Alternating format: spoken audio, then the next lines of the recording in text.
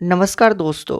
Bihar special के 50 महत्वपूर्ण question व आंसर को लाए हैं जो कि बिहार परीक्षा के दृष्टिकोण से काफ़ी महत्वपूर्ण होगा। और मैं बिहार परीक्षा से जुड़ी सेट को लाता रहता हूं, तो मेरे चैनल को लाइक, सब्सक्राइब और शेयर जरूर करें। दोस्तों, पहला क्वेश्चन है, झारखंड राज्य के विभाजन से पूर्व बिहार में लोकसभा तथा राज्यसभा की सीटों की संख्या क्रमशः कितनी थी? यानी झारखंड के विभाजन से पहले बिहार में लोकसभा का और राज्यसभा का सीट कितनी थी? इसका जो राइट आंसर होगा होगा ऑप्शन नंबर सी। यानी झारखंड के विभाजन से पहले बिहार में लोकसभा का 54 सीट थी और राज्यसभा का 22 सीट थी। इसलिए इसका जो राइट आंसर होगा होगा ऑप्शन नंबर सी। यदि हम बात करें प्रेजेंट टाइम में, यानी वर्तमान में लोकसभा सीटों की संख्या बिहार में 40 है, जबकि बिहार में राज्यसभा सीटों की संख्या 16 है। तो विद्यार्थी इसे भी याद रखें। क्वेश्चन नंबर सेकेंड है, बिहार में अब तक कुल कितनी बार राष्ट्रपति शासन लागू किया गया है? इसका जो राइट आंसर होगा होगा ऑप्शन नंबर सी, 8 बार। बिहार में कुल 8 बार राष्ट्रपति शासन लागू किया गया है। नेक्स्ट क्वेश्चन है, निम्नलिखित में से कौन राज्यपाल को उसके पद से बर्खास्त कर सकता है? इसका जो राइट आंसर होगा होगा ऑप्शन नंबर ए, राष्ट्रपति। तो राज्यपाल को राष्ट्रपति हटा सकता है, इसलिए इसका जो आंसर होगा होगा ऑप्शन नंबर ए। नेक्स्ट क्वेश्चन है, राज्य मंत्री परिषद की बैठकों की अध्यक्षता निम्नलिखित में से कौन करता है? इसका जो राइट आंसर होगा ऑप्शन नंबर बी होगा, मुख्यमंत्री के द्वारा। यानी कि राज्य मंत्री परिषद की जो बैठक होती है उसकी अध्यक्षता मुख्यमंत्री करते हैं, इसलिए इसका जो राइट आंसर होगा होगा ऑप्शन नंबर बी, मुख्यमंत्री। नेक्स्ट क्वेश्चन है, भारतीय संविधान के किस अनुच्छेद में महाधिवक्ता का वर्णन किया गया है? नेक्स्ट क्वेश्चन है, भारतीय संविधान के किस अनुच्छेद में महाधिवक्ता का वर्णन किया गया है? इसका जो राइट आंसर होगा होगा ऑप्शन नंबर बी, अनुच्छेद 165 के तहत। भारतीय संविधान के अनुच्छेद 165 में महाधिवक्ता का वर्णन किया गया है। नेक्स्ट क्वेश्चन है, कोई विधेयक धन विधेयक है या नहीं, इसका निर्णय निम्न में से कौन करता है? इसका जो राइट आंसर होगा होगा ऑप्शन नंबर ए, विधानसभा का अध्यक्ष। तो विधानसभा के अध्यक्ष निर्णय करते हैं कि कोई भी विधेयक धन विधेयक है अथवा नहीं। नेक्स्ट क्वेश्चन है, निम्नलिखित में से कौन व्यक्ति बिहार के मुख्यमंत्री के पद पर सबसे कम समय तक रहे थे? इसका जो राइट आंसर होगा सतीश प्रसाद सिंह। सतीश प्रसाद सिंह वैसा मुख्यमंत्री थे जिन्होंने बिहार के मुख्यमंत्री के पद पर सबसे कम समय तक रहे थे। नेक्स्ट क्वेश्चन है, दिए गए विकल्पों में सबसे कम जिला वाला प्रमंडल कौन सा है? इसका जो राइट आंसर होगा होगा ऑप्शन नंबर ए, भागलपुर। भागलपुर वैसा जिला है जहां पर सबसे कम प्रमंडल की संख्या है। नेक्स्ट क्वेश्चन है, किसी राज्य का वैधानिक प्रधान कौन होता है? तो किसी भी राज्य का जो वैधानिक प्रधान होता है वो होता है राज्यपाल, यानी कि ऑप्शन नंबर ए सही होगा। नेक्स्ट क्वेश्चन है विद्यार्थी, बिहार में लोकसभा हेतु कितनी सीटें अनुसूचित जाति के लिए आरक्षित की गई है? इसका जो राइट आंसर होगा वो होगा ऑप्शन नंबर सी, यानी 6। बिहार में लोकसभा के लिए अनुसूचित जाति के लिए 6 सीट को आरक्षित की गई है। नेक्स्ट क्वेश्चन है, उर्दू भाषा को दूसरी राजभाषा के रूप में मान्यता देने वाला भारत का पहला राज्य कौन सा है? इसका जो राइट आंसर होगा वो होगा ऑप्शन नंबर ए, बिहार। तो बिहार उर्दू को दूसरा राजभाषा के रूप में मान्यता देने वाला भारत का पहला राज्य है। नेक्स्ट क्वेश्चन है, जिला परिषद अध्यक्ष अपना त्यागपत्र किसे देता है? इसका जो राइट आंसर होगा होगा ऑप्शन नंबर ए, जिला दंडाधिकारी को। तो जिला परिषद अध्यक्ष अपना त्यागपत्र जिला दंडाधिकारी को देता है। नेक्स्ट क्वेश्चन है, बिहार का कौन सा जिला नेपाल तथा पश्चिम बंगाल दोनों से सीमा साझा करता है? इसका जो राइट आंसर होगा वो होगा ऑप्शन नंबर ए, किशनगंज। यानी बिहार के किशनगंज जिला जो कि अपना सीमा नेपाल और पश्चिम बंगाल दोनों के साथ साझा करता है। नेक्स्ट क्वेश्चन है, किस भारतीय राज्य के साथ नेपाल सबसे लंबी सीमा साझा करता है? इसका जो राइट आंसर होगा वो होगा ऑप्शन नंबर बी, बिहार। तो भारत का बिहार राज्य नेपाल के साथ सबसे ज़्यादा सीमा को साझा करता है। नेक्स्ट क्वेश्चन है, निम्नलिखित में कौन बिहार का सर्वोच्च पर्वत चोटी है? इसका जो राइट आंसर होगा वो होगा ऑप्शन नंबर बी, सोमेश्वर श्रेणी।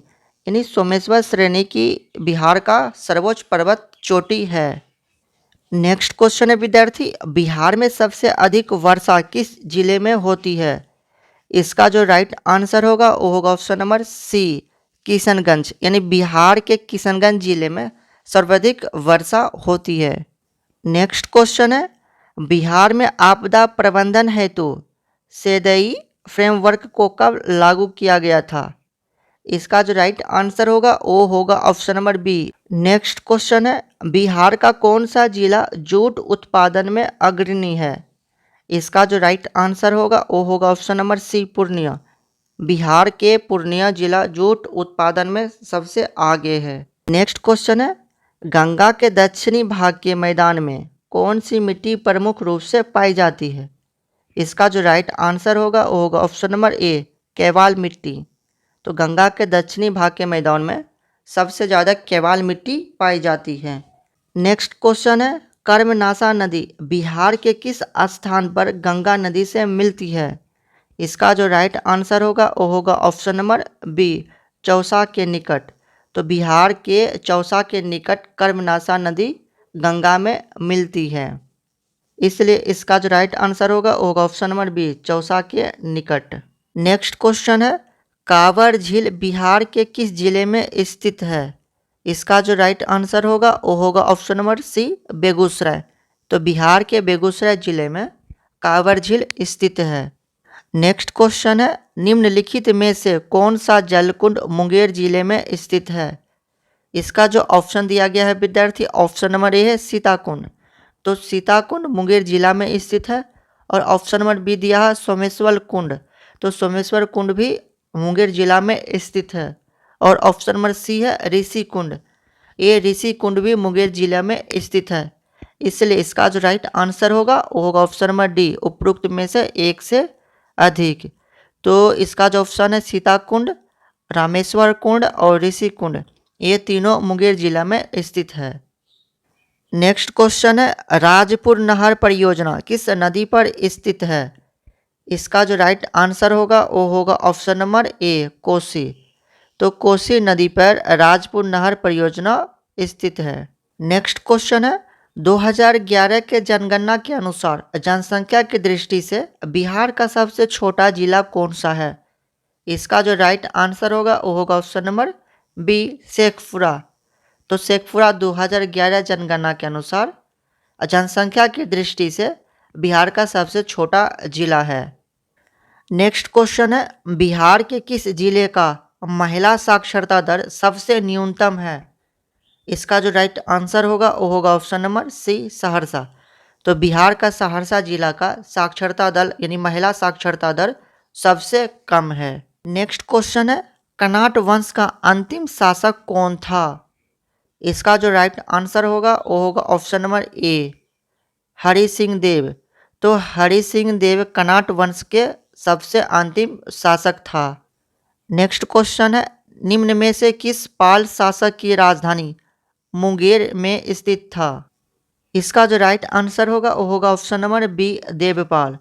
तो देवपाल शासक की राजधानी मुंगेर में थी।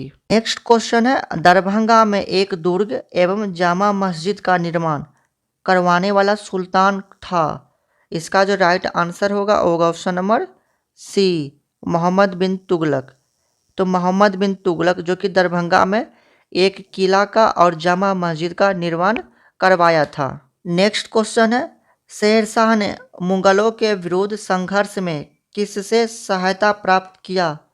इसका जो राइट आंसर होगा वो होगा ऑप्शन नंबर सी, चेरो शासकों से शेरशाह ने मुगलों के विरुद्ध सहायता प्राप्त किया था। नेक्स्ट क्वेश्चन है, सिकंदर लोदी ने हुसैन शाह सरकी को पराजित कर किसे बिहार का प्रभारी नियुक्त किया था? इसका जो राइट आंसर होगा वो होगा ऑप्शन नंबर ए, दरिया खान नोहानी को।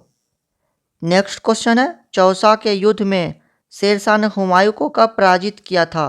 इसका जो राइट आंसर होगा वो होगा ऑप्शन नंबर ए, 26 जून 1539 ईस्वी को चौसा के युद्ध में शेरशाह ने हुमायूं को पराजित किया था। नेक्स्ट क्वेश्चन है, शेरशाह का प्रशासनिक प्रयोगशाला था। इसका जो राइट आंसर होगा वो होगा ऑप्शन नंबर ए, सासाराम में।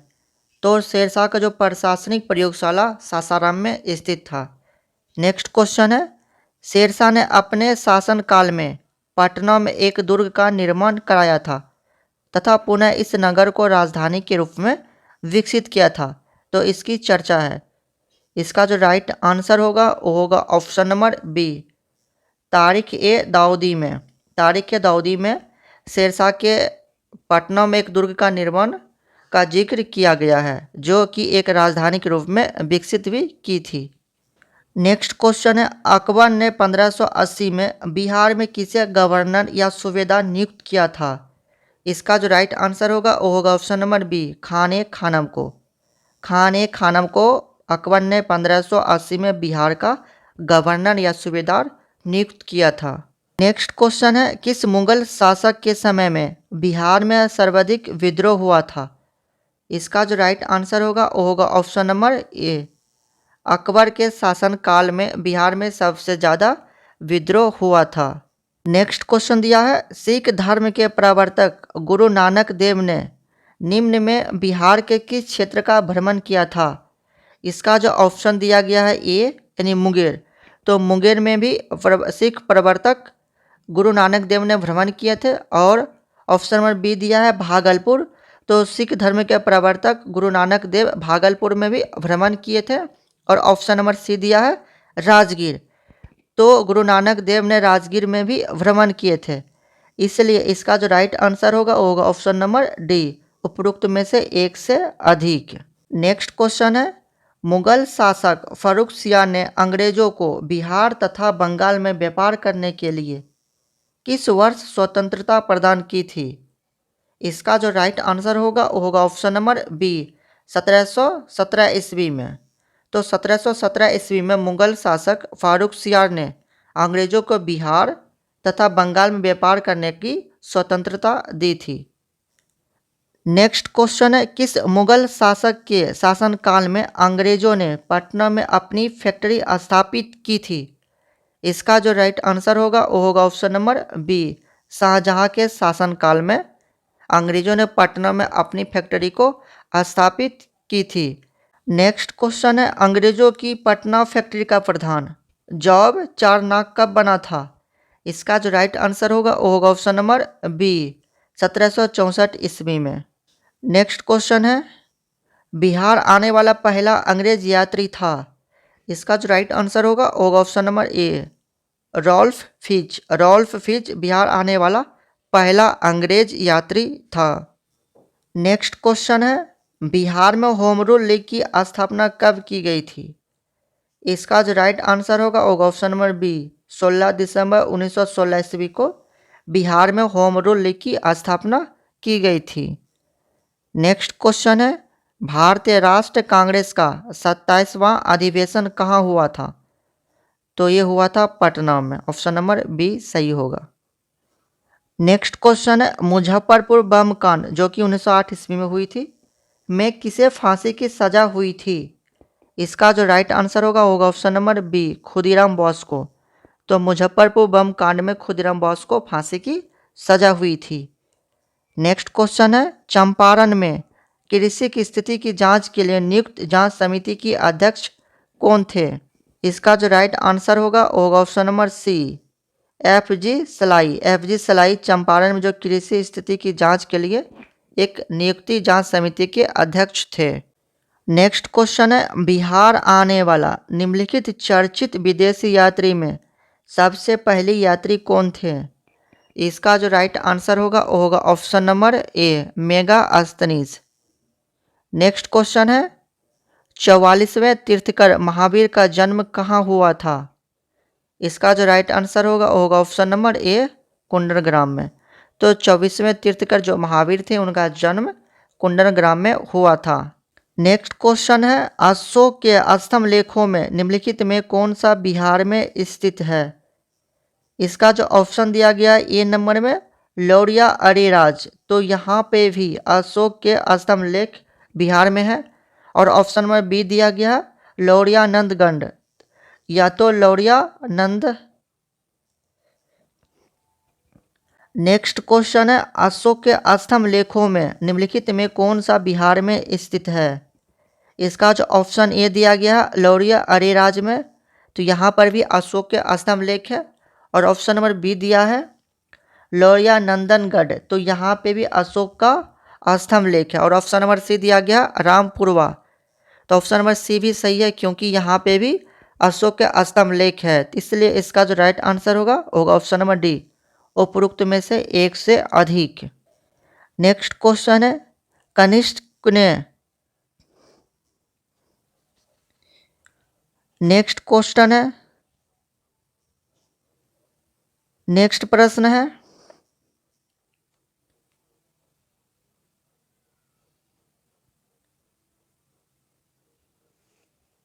नेक्स्ट क्वेश्चन है, कनिष्क ने पाटलिपुत्र के किस बौद्ध विद्वान को अपने दरबार में आश्रय दिया था? तो इसका जो राइट आंसर होगा ऑप्शन नंबर बी, अश्व घोष को। तो कनिष्क ने अपने दरबार में आश्रय दिया था। अश्व घोष एक बौद्ध विद्वान था। नेक्स्ट क्वेश्चन है, तृतीय बौद्ध संगीति की अध्यक्षता किसने किया था? इसका जो राइट आंसर होगा ऑप्शन नंबर बी, मोंगलीपुत्र तिस्सा ने। तो मोंगलीपुत्र तिस्सा ने तृतीय बौद्ध संगीति की अध्यक्षता की थी। नेक्स्ट क्वेश्चन है, हर्यक वंश के पश्चात मगध पर किस वंश का उदय हुआ था? इसका जो राइट आंसर होगा ऑप्शन नंबर ए, शिशुनाग वंश का। तो मगध पर हर्यक वंश के बाद शिशुनाग वंश का उदय होता है। यदि वीडियो अच्छी लगे चैनल को लाइक सब्सक्राइब जरूर करें। आप सभी का बहुत बहुत धन्यवाद।